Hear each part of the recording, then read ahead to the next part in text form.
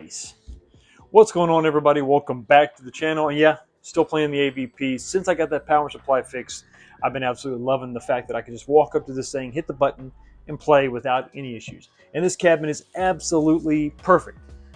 At least I thought. See, sometimes you can go a little bit overboard. Now, I did add this custom bezel. I'm sure you've seen this in a couple of videos prior.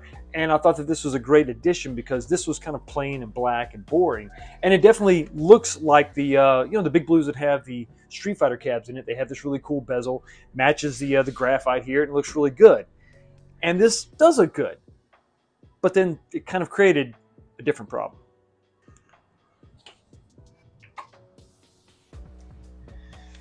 And that problem is actually kind of something of my own creation. And it was the first piece of custom artwork that I put on this cabinet. At the time, I thought this really looked good because the cabinet needed a little something extra. Now, these cabinets, usually when it comes to Alien versus Predator, didn't really have much. They had a marquee. That's really about it. Sometimes you had like a little artwork over here on the bezels, but it was just a single strip that told you what the moves were. So I thought that this is something that it was needed to kind of, bring in the theme a little bit more, show off a little bit more of that great artwork from back in the day. But now that I've added the bezel, it kind of looks like it's too much.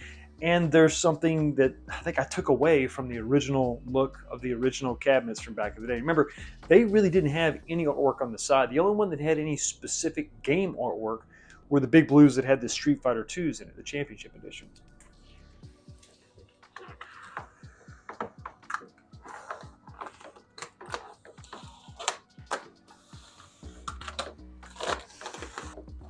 Really on there. Come on. This is good adhesive. Oh, damn. The whole side didn't come off. And here's the artwork that I talked about. Different than the red and the white. I think this looks much better and it shows off the yellow and the blue of the Capcom, but there's obviously plenty of blue on the big blue. So this is going to be necessary to kind of bring in some of that yellow. I think it's going to look really good. Now let's go figure out where we're going to put it on the cabinet. Okay, so you can kind of see the outline of not the artwork that I just pulled off the cabinet, but the original artwork. You can kind of see the line right here. Now, I've looked all over the internet trying to find a good measurement or a good picture to kind of show me exactly where this needs to go. And it looks like this is going to line up perfect with where it should go originally. So I've peeled off, I've cut off as much of this white backing as possible. We're just going to have to start with a corner and then just see if we can't line this up perfectly. And that will put that right about there. Let's take this blue tape and put it on this blue cabinet. What the hell? But I think this is going to be about where that needs to go. This will show up a little bit better than that outline. I think the original sticker must have been crooked. We look like we're about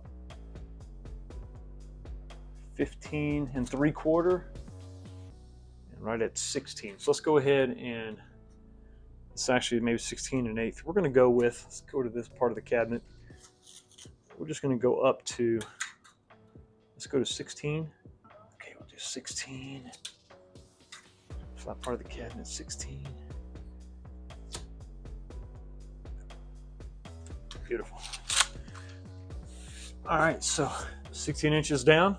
That's where we're going to start our application. And then as a guide, I like to use the seam in this folding table to kind of just make the penetration and then just take the knife all the way across. Makes for a nice straight cut. Let's go. All right. Right tool for the right job. Oh yeah, look at that, huh?